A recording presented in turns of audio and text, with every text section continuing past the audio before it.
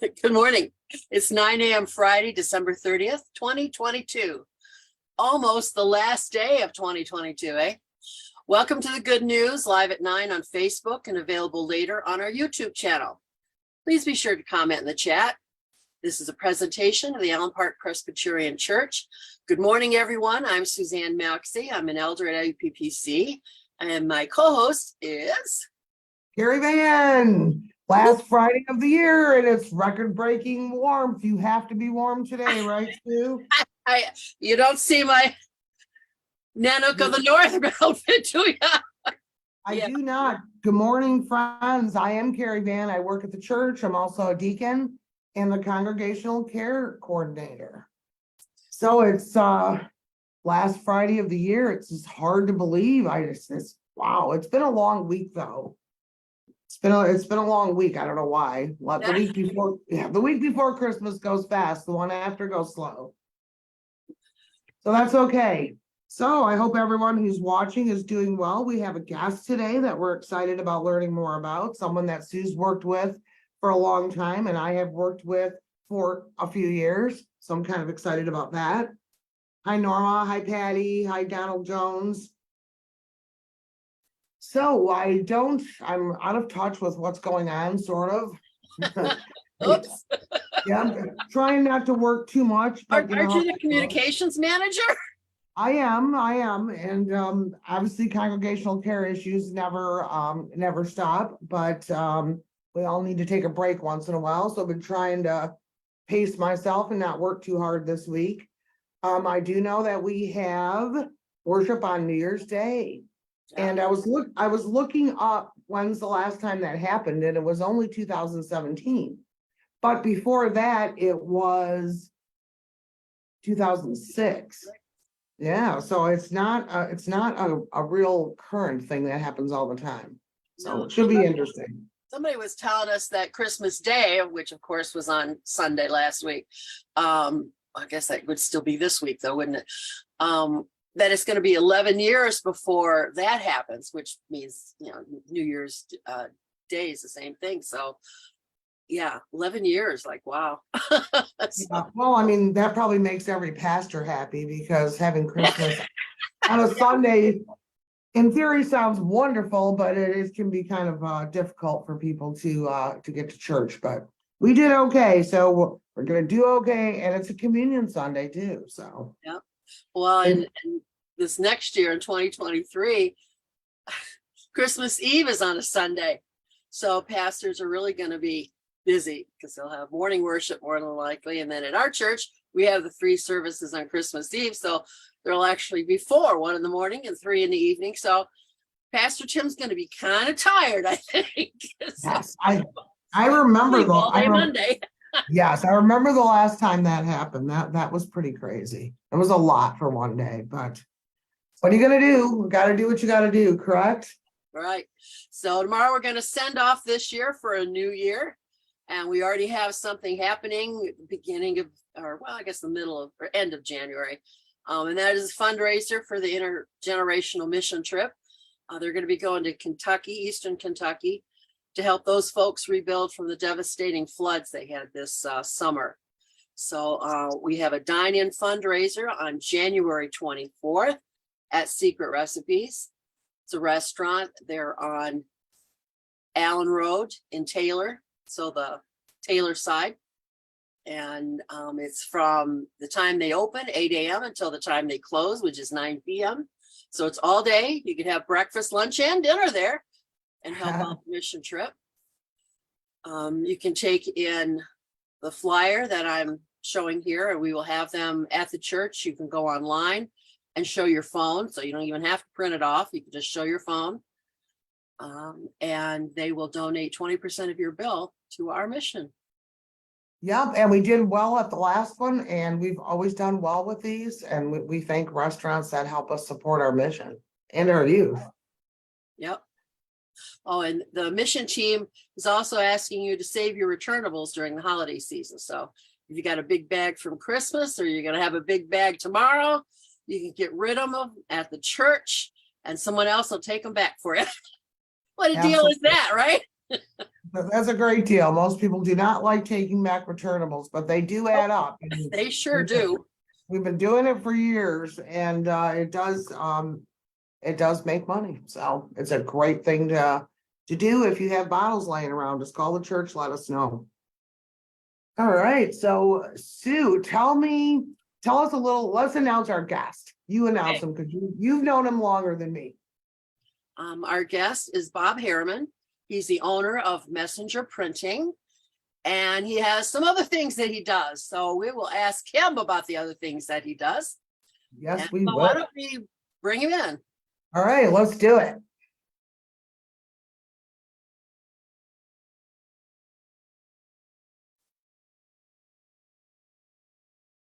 He's connecting.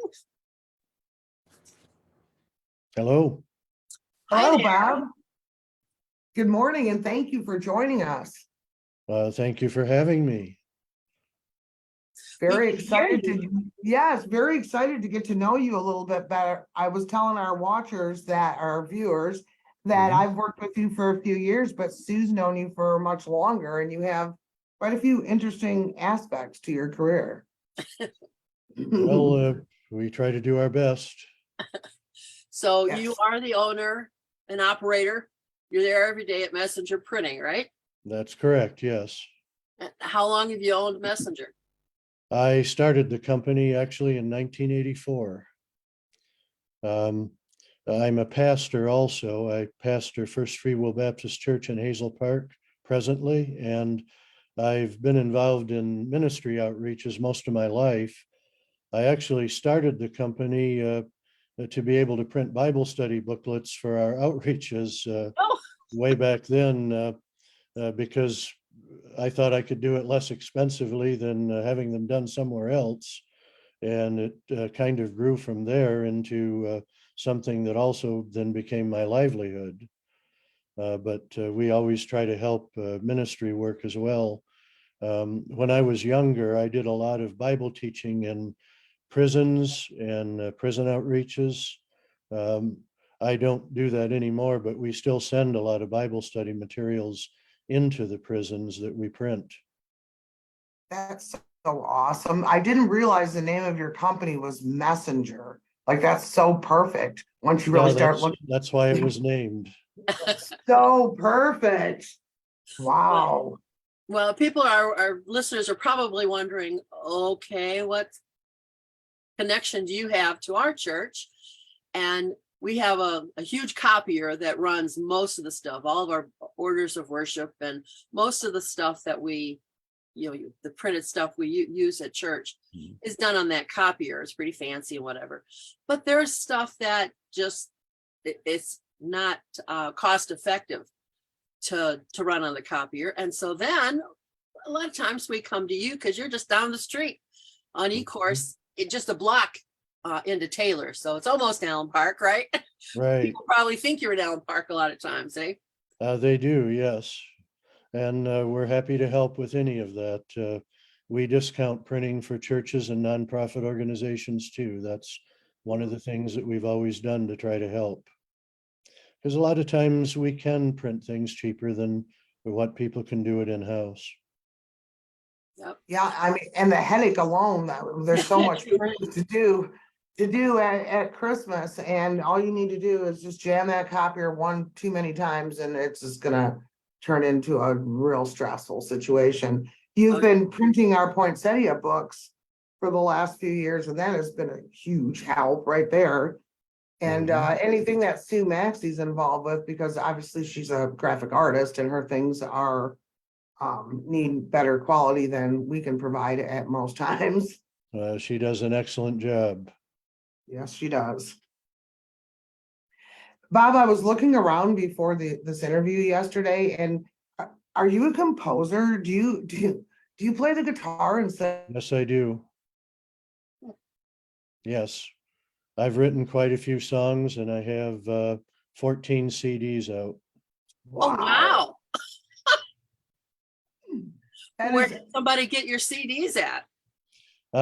From our ministry, it's called Bible Time Ministries, which is we have an office at the Taylor address there. It's called Bible Time Ministries, and it's Suite 200.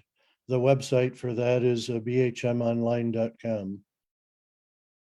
All right, I will look up everything and post it in the chat when we're done with this. See, I found something Sue didn't even know. You did. Well, see, I didn't go poking around. I've always loved music and always enjoyed playing in church. So now, do you do the sermon every Sunday for your church? Yes, I Wow. always have enjoyed studying and teaching the Bible too. So you're a pretty busy guy. Yes, that's true. I A know. friend of mine always used to say, God only uses busy people.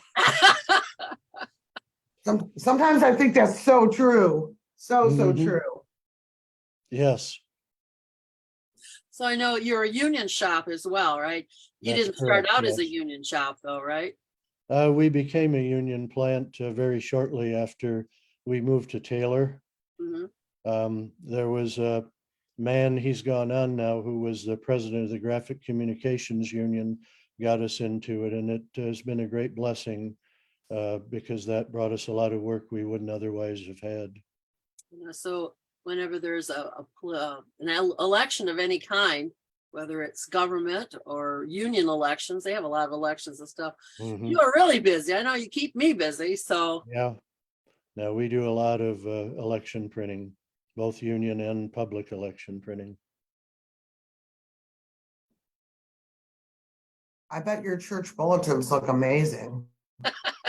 We actually don't print one anymore. Oh!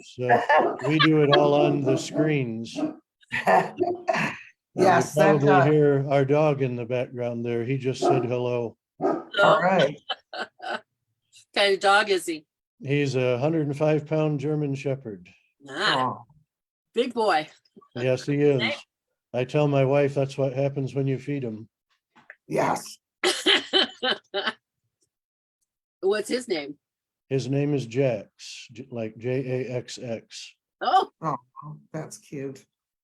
Mhm. Yeah, I have a new grand dog. He's a black lab that I'm obsessed with. He's a little puppy that weighs about 70 pounds now. Oh, Yeah. is he gonna dogs get are- 110 as well, or 105? what's that? Probably will. Yeah. Want to know if he's gonna get big. Well, our pastor has a big dog too, a golden retriever, right? So Captain's yeah. pretty good size too. Mm-hmm. Yeah, we love our dog. We've had him for 10 years. He's starting to have a little trouble with his hips now. He has to take some pain meds, but other than that, he's doing pretty good. Oh, that's great. That's great. So we were mentioning before you came on that next year Christmas Eve is going to be on a Sunday. Where this last week Christmas, our church has 3 services on Christmas Eve, and then we came back for Sunday morning. So next year it's all going to be in one day. Do you have Christmas Eve services or just morning services? Sometimes we do. It depends on what day it falls on. This year, actually, we had that on Friday. So it was kind of like Christmas Eve. Yeah, there you go. Yes. So that's why you couldn't be our guest last Friday. And I didn't even ask you. I thought, no, you're going to be way too busy. Yeah, that was a very busy weekend. Yes, that was a very busy week last week. Lots of services to get done. I started out ahead though, so I ended up, it was like a very not stressful Christmas for me because I think I started so early that I got everything done. So that was kind of nice. Well, that's good. Yes, very, very much so.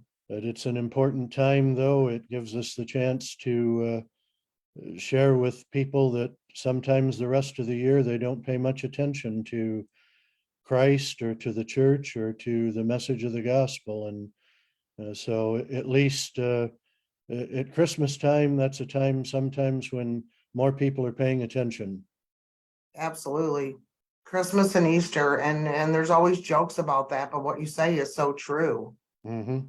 It's so true because I mean, we don't know what people have going on, and a lot of times they're compelled to come to worship, and you just don't know when something is going to speak to them and help them with their journey to God. So Right, very much so. Yeah. absolutely.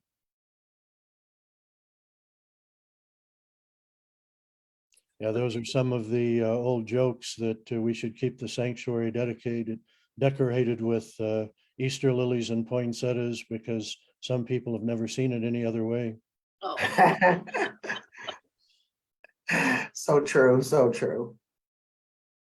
so you put a lot of miles on your car, don't you? Oh, yeah. Yep, a lot of moving around. So you live in Brighton, right? Yes, Brighton Township. So Brighton to Hazel Park to Taylor. That's Mhm. a big triangle there. Yes, it is. But I enjoy it. If What you'd like me to share something with you, I learned something just a couple of years ago. I always like studying the Bible, and I learned something new about the Christmas story that I oh, never knew. Most wow. people are familiar with the prophecy in Micah 5:2 that Jesus would be born in Bethlehem. Mhm. But if you go back a few verses into Micah 4:8, there's another verse, and it says this. It says, "And thou, O tower of the flock, the stronghold of the daughter of Zion, unto thee shall it come, even the first dominion, the kingdom shall come to the daughter of Jerusalem." And what I learned is that if you go back into Genesis 35, that place, it was called the Tower of Eder. When it was built, it was a military tower, but later it became the Tower of the Flock, which is a place where actually the Bethlehem shepherds watched over their flocks. Because in Bethlehem was where all of the lambs were raised for the Passover. Jewish historians say that only sheep that were raised in Bethlehem were used in the temple sacrifices. So 250,000 to some estimate even as many as 265,000 lambs were raised in that area for the temple sacrifices. And what was called the Tower of the Flock is where they would watch over those flocks. Well, that's the place where Rachel died, giving birth to Benjamin. And the story of that is in Genesis 35. But the interesting thing is the Tower of the Flock is where they would take the newborn lambs and they would wrap them in swaddling clothes that were made from the priest's old linen garments, and they would place them in a stone manger until the shepherds could inspect them to make sure they were without spot or blemish. And so what the Bible is telling us there is not just that Jesus was born in the city of Bethlehem, it actually is giving us the building and even the location within the building where he was laid. And I Wow. thought that was very interesting because, even our modern GPS systems couldn't be quite that accurate. Wow, that is very interesting. So no Bible matter study is how long fun. you study the Bible, you always learn something else, huh? Yes, that's correct. And Right. if you go forward from there also, Jewish people on the 10th day of Nisan was the day that they would select the lamb for the Passover sacrifice. And so that's the day all of the Passover lambs would be brought into the city through the sheep gate. Now, if we look at the day that Jesus rode into the city of Jerusalem and the way that he came from Bethphage, it becomes evident he probably came in through the sheep gate when he rode into Jerusalem on the donkey. And that was the 10th day of Nisan on the Jewish calendar. Then he was in the city of Jerusalem for 4 days, just as the lambs were there for 4 days for public inspection to make sure they were without spot or blemish. And it was on the 14th day of Nisan that the lambs would be sacrificed for the Passover. And that's the day that Jesus died on the cross. Wow. And the Old Testament high priest, when he would finish it sounds kind of gory, but it was really, because the shedding of blood for sin, when he would finish slaughtering about 250,000 lambs, the high priest would say 3 words: "It is finished." And that's exactly what Jesus said on the cross. Yeah, those are very famous, lasting words, very meaningful Yes. words. And it's amazing how it all connects all through the Bible, and how God gave us his plan from the very beginning. Bob, you have just a very engaging voice. I can see why people probably love listening to you. I can't wait to go hear some of your music. And it's been so interesting. It's weird because I've always just had a business relationship with you as far as emailing you my stuff, and probably Mhm. seem like a hyper crazy person, but it's just always interesting to find out more about people, and we're just so thankful that you took some time to visit with us today, and we really appreciate it and get to know a little bit more about you. Well, I appreciate being here. As far as the voice, that's the only one God gave me, so I guess I have to use that one. Yes, everyone We needs to also, use. if you're interested, we also have an internet radio station. It's not just mine, but it's a cooperation with other ministries as well. And it's called BibleTimeRadio.org. And it streams live 24 hours a day. And then there's also a lot of Bible teaching on there that's available on demand. So that's another resource that we have. And the station also has mobile apps that are available on the Apple App Store or Google Play Store, which are of course free, and they can be used for listening too. Fantastic. I will go back, friends who are watching. I will put links to everything in the chat. And Sue, I think we are starting to get close to 9:30 already. Well, have you been checking the chat? Do any of our listeners have any questions for Bob? No, they're all just saying good morning and thanks for being here. All right. Well, thanks a lot, Bob. We've learned quite a bit from you this morning. Well, thanks for having me Yeah. on, and that was wonderful. And you all have a blessed New Year holiday, and blessed New Year to come. Yes. Same to you and your family, and for a prosperous and meaningful new year. Well, we do have a scripture this morning, and it is from Romans 15:13. It is, "May the God of hope fill you with all joy and peace as you trust in him, that you may overflow with hope by the power of the Holy Spirit." Wonderful.